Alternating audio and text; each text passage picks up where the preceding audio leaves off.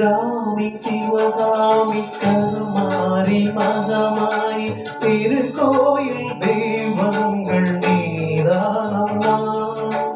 அன்னைக்கு அன்றாடம் அபிஷேகம் அலங்காரம் புரிகின்ற சிறு தொண்டர் நான்தானம்மா. பொருளோடு புகழ் வேண்டும் மகனல்ல தாயே, அருள் வேண்டும் எனக்கென்றும் அது போதுமே. அடுத்திங்கு பிறப்பொன்று அமைத்தாலும் நானும் மகனாக பிறக்கின்ற வரம் வேண்டுமே. அதை நீயே தருவாயே. அம்மா என்றழைக்காத கோயிலில்லையே,